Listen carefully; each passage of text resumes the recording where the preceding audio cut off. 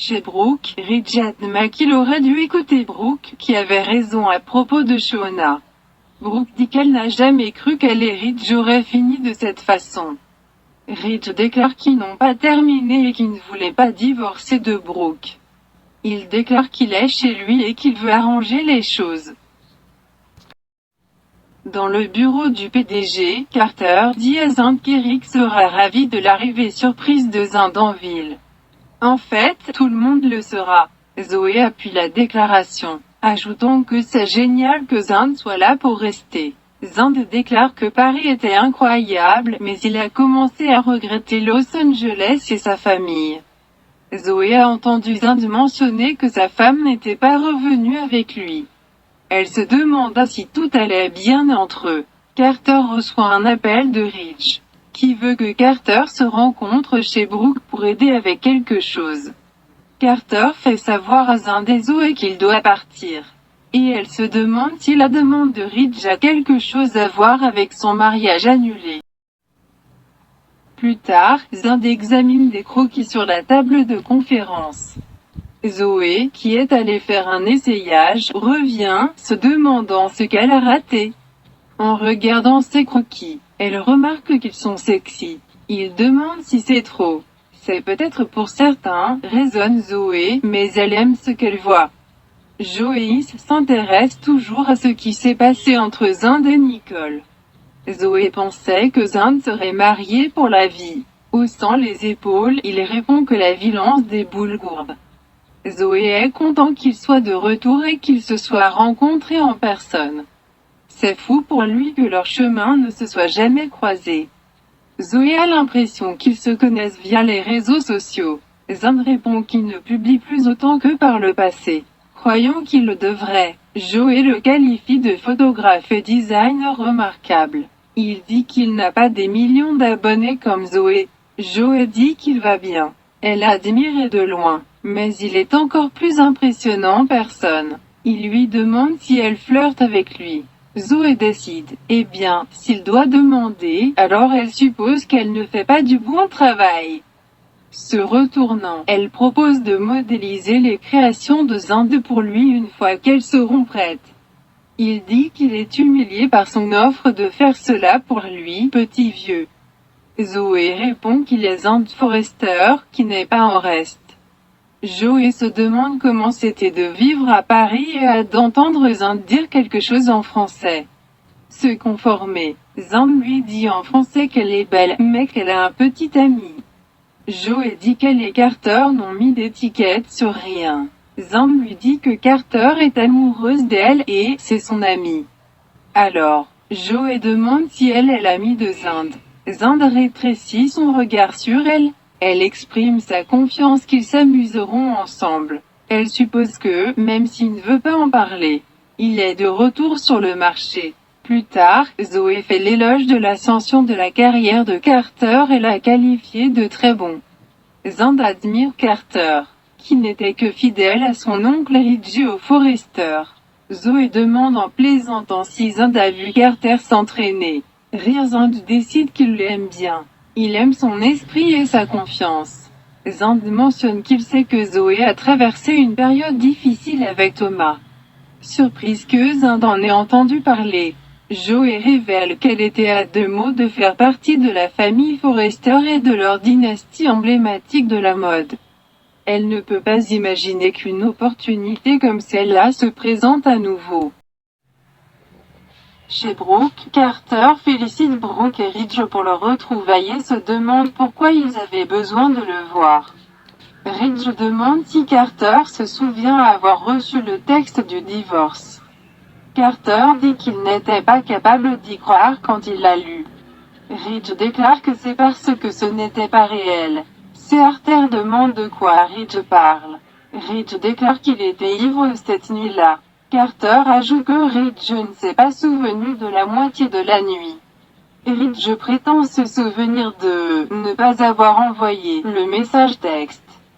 Il explique qu'il a perdu la trace de son téléphone cette nuit-là et que Shauna l'a utilisé pour envoyer un SMS à Carter. Brooke ajoute que Ridge ne voulait pas vraiment mettre fin à leur mariage et que c'était une manipulation dirigée par Quinn. Carter est surpris d'apprendre que Shona, et non Ridge, a envoyé par SMS les instructions concernant les papiers du divorce. Brooke dit que c'est de la fraude. Carter demande « Il sait ce que cela signifie ?» Ridge dit qu'il a une idée. Carter explique que s'ils peuvent prouver que Ridge n'a jamais demandé à Carter de déposer les papiers du divorce, alors le divorce est invalide, annulant ainsi le mariage avec Shona. Carter conclut, à toutes fins utiles, ils sont toujours mariés. Brooke s'exclame que c'est incroyable. Ridge dit qu'il le lui a dit. Il avait juste besoin de Carter pour le confirmer. Elle déclare qu'elle est toujours sa femme, et il dit qu'il est toujours son mari. Brooke veut reprendre là où ils se sont arrêtés et ne pas rater un autre moment. Carter annonce qu'il cherchera à annuler le divorce immédiatement. Il est heureux que cela ait fonctionné et il sait toujours que Brooke et Ridge s'aiment. Il note qu'il l'a dit à Zoé plus tôt. Ridge répond, Zoé, se rappelant qu'elle et Carter sortent ensemble. Carter répond que lui et Zoé en sont encore au premier stade, mais cela commence à devenir sérieux. Ridge considère Zoé comme intelligente et talentueuse, mais il dit qu'elle a un peu du passé. Carter exprime le profond regret de Zoé pour son implication dans les incidents concernant Bess. Ridge espère que Zoé ne le regrettera pas. Carter demande ce que cela signifie. Ridge dit, faites attention. Surveillez vos arrières. Plus tard, Carter est allé et Ridge exprime sa confiance que Carter va arranger les choses. Brooke et Ridge s'émerveillent de leur chance de prendre un nouveau départ. Elle ne peut pas imaginer sa vie sans lui. Il dit qu'il n'a pas non plus à imaginer être sans elle. Brooke savait qu'ils se retrouveraient. Elle savait également que Quinn serait exposée pour ce qu'elle leur avait fait. Brooke conclut, très bientôt, sa vie va s'écrouler autour d'elle. Dans le salon d'Eric, Eric demande à Quinn de dire qu'il n'est pas vrai qu'elle et Shona ont saboté le mariage de Ridge et Brooke. Quinn supplie Eric de l'écouter au lieu de réagir de manière excessive. Eric répond, elle est attrapée. Il a tout entendu. Eric dit qu'il sait que Quinn a demandé à Shona d'utiliser le téléphone de Ridge pour convaincre Carter de déposer les papiers du divorce. Eric ajoute qu'elle a convaincu Shona d'emmener Ridge dans une chapelle de mariage toute la nuit alors qu'il n'était pas en état de le faire. Quinn admet qu'elle a fait les choses qu'il a entendues. Mais elle avait une bonne raison pour cela. Elle le supplie de la laisser s'expliquer. Quinn dit à Eric qu'il est sa vie. Elle ne veut pas le perdre. Eric lui dit qu'elle ne peut pas recommencer à se comporter comme elle a fait dans le passé. D'accord, elle dit que cela a l'air mauvais en surface, mais elle n'était pas simplement vindicatif. Elle dit que ses motivations viennent du cœur. Eric déclare que Quinn ne peut pas justifier la création de Ridge. Quinn prétend que sa meilleure amie adore le fils d'Eric. Et Eric lui-même dit que Shona est remarquable. Quinn pense que Shona a pu donner à Ridge l'engagement qu'il méritait. Eric ne croit pas qu'il s'agisse de Shona. Dans son esprit, il s'agit de la haine de Quinn pour Brooke. Quinn bouillonne. Brooke. Elle dit que Brooke a essayé de se débarrasser d'elle dès le premier jour. Quinn en a marre que Brooke s'insinue dans leur vie et Quinn s'est senti obligé de protéger ce qu'ils ont construit. Eric demande si elle dit qu'elle l'a fait pour eux. Quinn affirme qu'elle fera tout pour défendre leur mariage. Eric crie que Brooke ne peut pas les détruire, mais ça.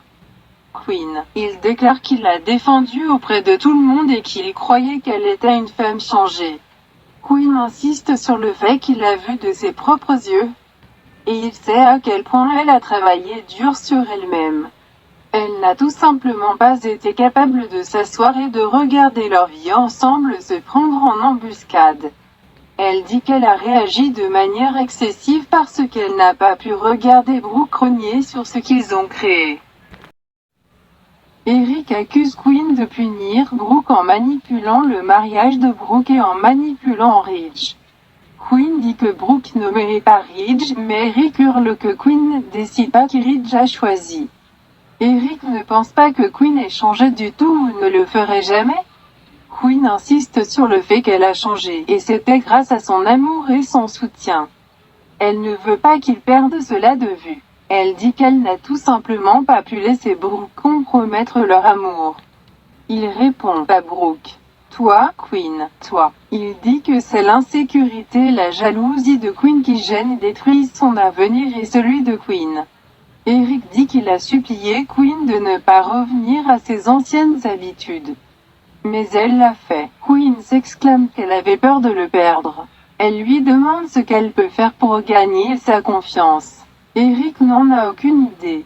Il ne peut pas croire qu'elle fera quelque chose comme ça à quelqu'un qui lui est cher sans penser à la façon dont cela l'affectera. Eric déclare que Quinn a franchi la ligne. Et il ne peut pas le faire. Il dit qu'elle a franchi une ligne qu'il ne peut pas pardonner.